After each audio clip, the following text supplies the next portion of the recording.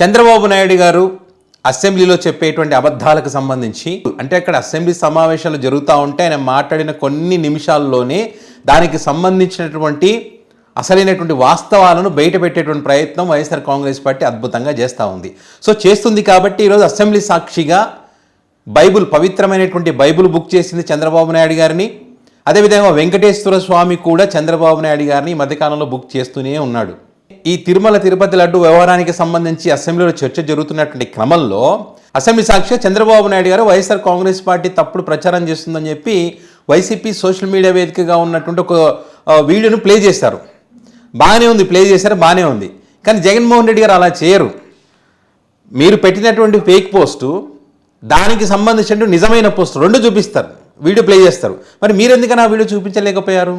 So మీరు చూపించలేదు కాబట్టి బుక్ అయిపోయారు. దానికి సంబంధించిన ఒక వీడియో బయటకు వచ్చింది. అండ్ ఇంకొకటి, వీళ్ళు తిరుపతి లడ్డు వ్యవహారానికి సంబంధించి మాట్లాడమంటే స్వయంగా వాళ్ళ ఇప్పుడు డిప్యూటీ స్పీకర్ రఘురామకృష్ణరాజు గారు చెప్పారు, మీకు 10 నిమిషాలు టైం ఇస్తే అసలైన టాపిక్ను విడిచిపెట్టి వేరే టాపిక్ కూన రవికుమార్ అంటారు, ఏదో ఎస్పీబీసీ ఛానల్కి సంబంధించి చంద్రబాబు నాయుడు గారు తీసేస్తారు కదా, దాన్ని ఎందుకు తీసేయాల్సి వచ్చిందని చెప్పడం కోసం అని చెప్పి అది వేరే రకంగా మాట్లాడే ప్రయత్నం. ఎందులో బ్లూ ఫిలిం లింకులు వస్తున్నాయి అధ్యక్ష, అందుకే తీయాల్సిన అవసరం వచ్చిందని ఏదేదో మాట్లాడుతాం. దానికి సంబంధించి వాళ్ళే ఎందుకు అయ్యా ఇవన్నీ, అసలైన మ్యాటర్ మాట్లాడారని చెప్పి రఘురామకృష్ణరాజు గారే మాట్లాడారు. అండ్ విజయమ్మకు సంబంధించి బైబుల్ ఎపిసోడ్ ఒకటి మీకు అన్ని వీడియోలు చూపిస్తాను నేను. ఫస్ట్ ఇది చూడండి.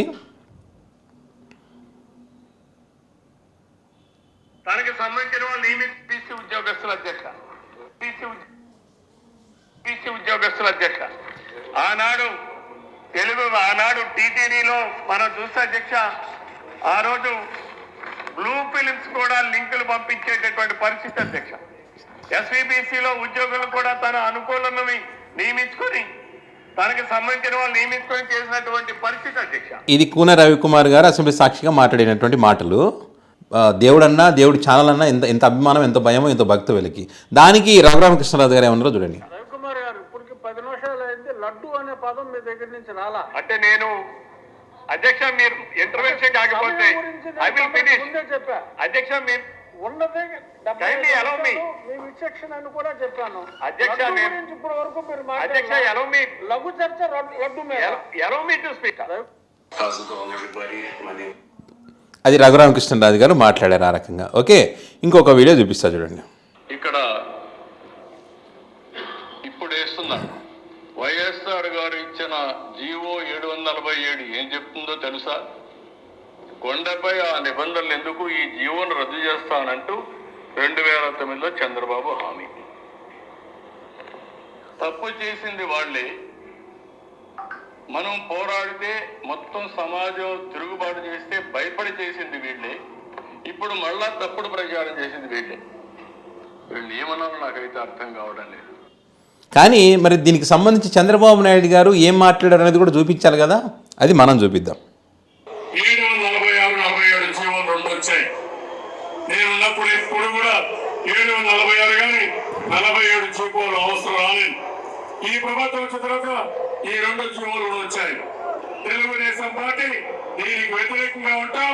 రేపు అధికారంకి వస్తాయి, నేను ఏమంటారు మరి కూడా తీసేస్తామని చెప్పి కూడా నేను మీ అందరికీ హామీ ఇస్తున్నాను. ఇప్పుడు ఆ పార్టీ మాట్లాడుతున్నారు, వాళ్ళు రివైవ్ చేసి దివ్యక్షేత్రం చేస్తే నేను అపోజ్ చేశానంట. ఇప్పుడు వైసీపీ ఏదో చేసిందని చెప్పి ఒక పోస్టర్, ఒక వీడియో ఒక ప్లే చేస్తే అసెంబ్లీ సాక్షిగా, మరి మీరు మాట్లాడింది కూడా చేయాలి కదా.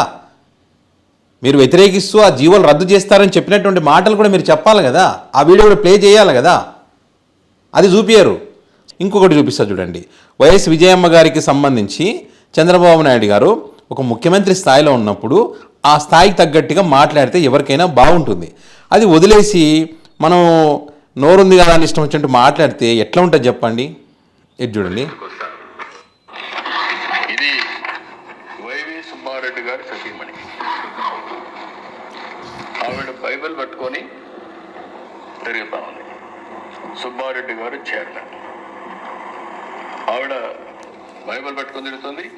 సుబ్బారెడ్డి గారు వచ్చి ఇక్కడ టీటీడీ బోర్డు చైర్మన్ గా ఎలాంటి పనులు చేసే పరిస్థితికి వస్తారు. ఏంటి అక్కడ ఒక డైరీ ఆవిష్కరణలో వైఎస్ విజయమ్మ గారు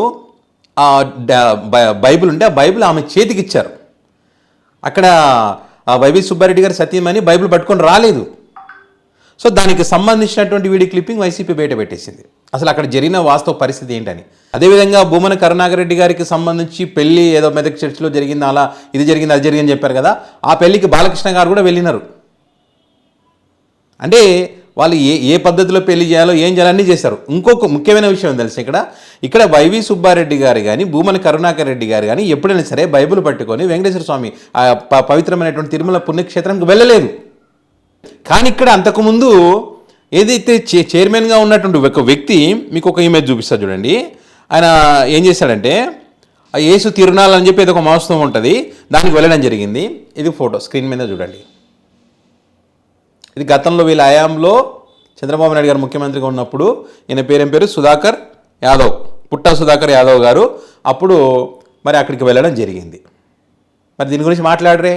ఇప్పుడు వీళ్ళు ఇలా వాళ్ళ సతీమణి బైబిల్ పట్టుకుంది కాబట్టి వైవి సుబ్బారెడ్డి గారు ఇలాంటి పనులు చేస్తూ ఉన్నారని అబద్ధపు ప్రచారాలు చేస్తూ ఉన్నారు. మీరు వాస్తవాలు చెప్పండి, నిజంగా తప్పు చేసి ఉంటే వాటికి సంబంధించిన ఆధారాలు ఉంటే చెప్పండి, ఏ అభ్యంతరం లేదు ఎవరికి.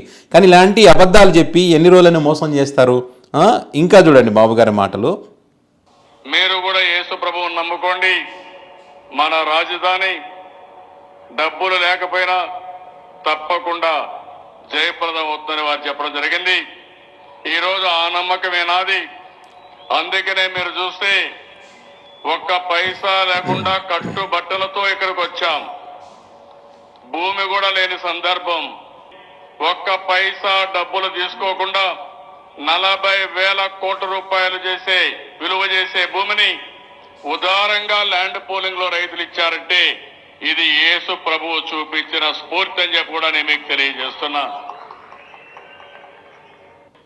చాలా మంది దేవుళ్ళు ఉన్నారు, కానీ ఈ రోజు కాలమానాన్ని యేసు ప్రభువుతోనే చేస్తున్నారంటే అది యేసు ప్రభువుకుంటే ప్రత్యేకత అని చెప్పి కూడా నేను మీకు తెలియజేస్తున్నాను. ఎవ్వరికీ దక్కలేదు ఈ గౌరవం, ఆయనకే దక్కిందంటే అది. సో ఇది చంద్రబాబు నాయుడు గారు ఎక్కడ తనకు అవసరం పడుతుందో, ఎక్కడ ఎవరు ఓట్లు మనకు పడవో ఆ ఓట్లు పడాలంటే ఏం చెయ్యాలనే ఉద్దేశంతో ఎక్కడికి వెళితే అక్కడ ఆ పాట పాడినటువంటి సందర్భాలు ఇవి. అన్ని తప్పులు వారి వైపే పెట్టుకొని అసెంబ్లీ సాక్షిగా సగం వీడియోలు చూపించేసి వాళ్ళు తప్పు చేశారని ఎట్లా చెప్తారు? పూర్తిగా చూపించండి. మీరు చూపించలేరు కాబట్టే వైసీపీ పార్టీ ప్రజలకు నిజాలు చెప్పేటువంటి ప్రయత్నం చేస్తూ ఉంది. మీరు చేస్తున్నటువంటి తప్పులన్నింటినీ భగవంతుడు చూస్తున్నాడు కాబట్టే మీ భాగోతాలన్నీ కూడా బయటకు వస్తూ ఉన్నాయి. సో ఖచ్చితంగా తప్పు చేసినటువంటి వాళ్ళు దాని యొక్క కర్మఫలాన్ని అనుభవించక తప్పదు. సో ఇది విషయం. మరి దీనికి సంబంధించి మీ అభిప్రాయాన్ని కామెంట్ రూపంలో పెట్టగలరు. Thank you.